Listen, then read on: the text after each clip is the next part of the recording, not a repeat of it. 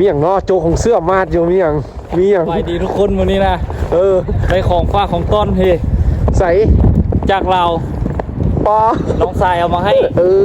เห็นแต่คลิปเพิ่นใช้บักหลายเทื่อแล้วเบิ่งตลอดว่ามัน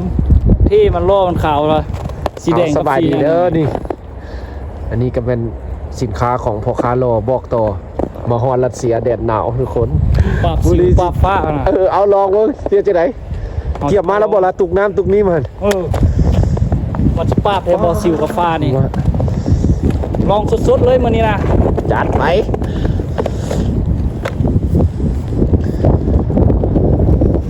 แต่ว่าเงินกับคำกับทองแล้วบ่มีพี่น้องไอ้รถก็บ่ได้เด้อนี่เด้อ2กล่องนี่เด้อบ่มีแต่ว่ากล่องอึ้งทำบ่ฮู้แต่กล่องนี้บ่มี2กล่องนี่บ่มีเพราะว่าน้องสายเพิ่นเปิดบางแล้วเพิ่นลุ้นกันแล้วแกะมึงแล้วก็เลยสิลุ้นแต่ว่าบ่เป็นประเด็นพี่น้องเอ้ยประเด็นเฮาก็คือว่าคันมีสบู่แล้วโอเครถเพิ่นมักแฮงสบู่ของคาร์ลนี่นะคาร์ลเด้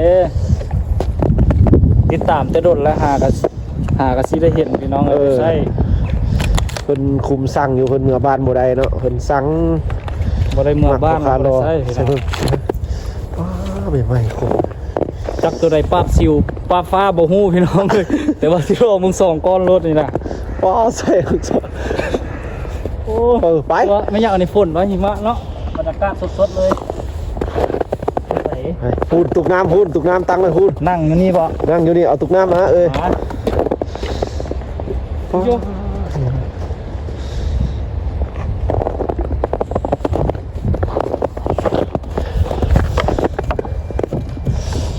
บ่หนาวจิเนาะแกเสื้อกันเด้อแกเสื้อก่อนอ๋อบ่หนาวอ่ะบ่หนาวบ่ได้ที่เอาบรรยากาศสดๆพี่น้องมา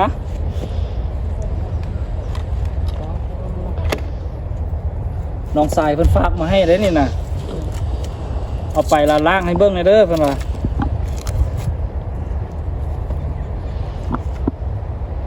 ใส่นี่หวะใช่ขนาดนั้นนะเดี๋ยวมันก็มีถุงมีอย่างใช่เด้มึงดูเอาซองมาเบิ่งดูคือว่าซองงามขนาดแท้โอ้ของดีแท้แต่นี่นะนี่คนสินค้าบ้านเฮานี่โอ้จ้ะสิล่อแล้วเด้อพี่น้องเด้อวันนี้เด้อเบิ่งดีได้สิล่อได้วันนี้นะลองเบิ่งบ่กาย2 อาทิตย์ล่อ2 ก้อนนี่หมด2 ก้อนแล้วล่อเลยมีน้ำแตกเอกได้ล่างสดๆเลยได้นี่นะอ๋อสดเลยลองเบิ่งสิดีแท้ป้าหน้าแข็งเด้อ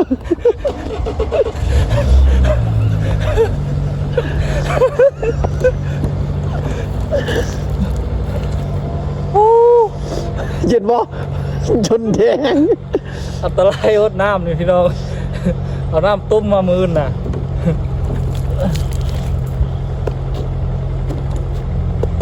เบิ่งเนื้อสบู่ก่อนบ่ใส่แล้วถูกเนาะมันจะคัดมันสิบาดน่ะ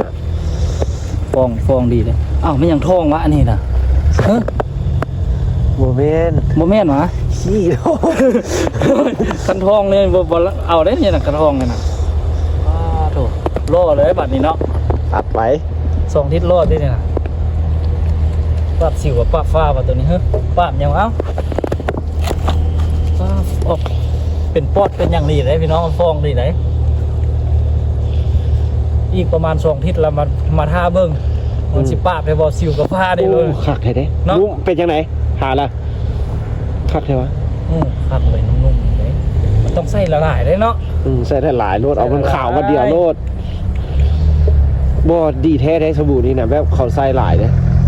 เห็ดแต่กับเจ้าใส่ลองใส่เบิ้งน้องสายเอาให้2 ก้อนน้องสายฝากมาให้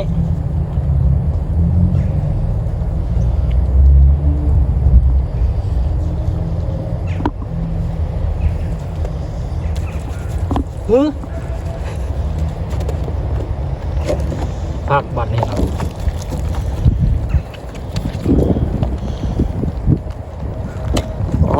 สินค้าเป็นยังไงถ้าล้างอีกข้างยังวะยังข้างยังบ่ลอกเนาะเอาล้างมันลอกล้าง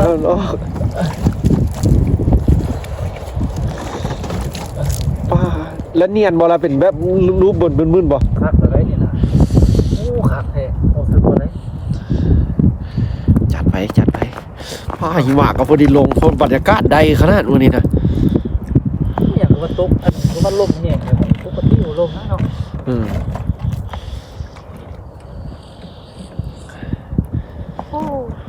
คัก อะไร คักเลย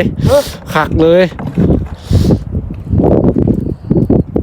สุดยอดล้างสองก้อนเลยวะ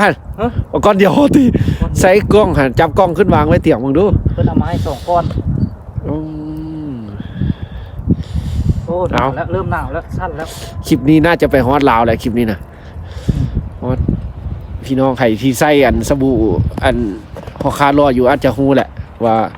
เป็นแนวใดเนาะทุกคน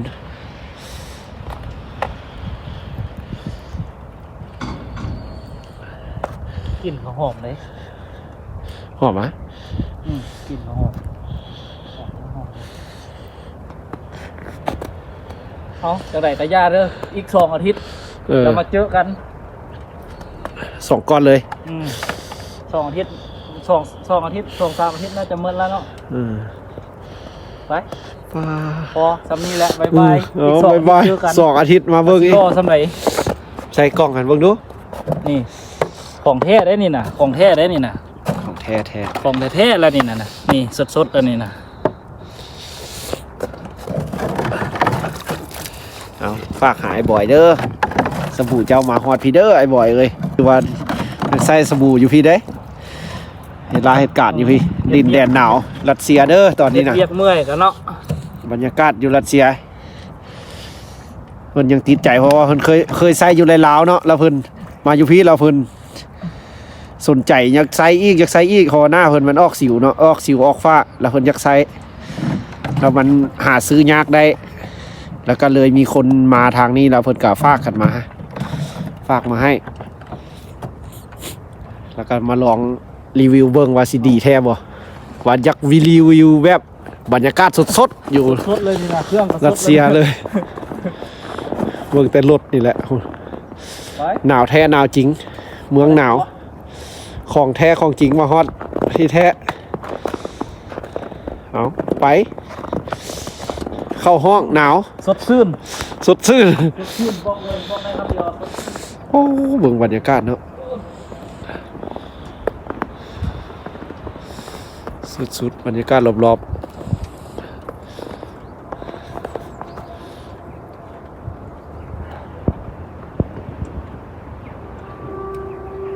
เมืองหนาวแท้ได้ทุกคนสบายดีเด้อเบิดทุกคน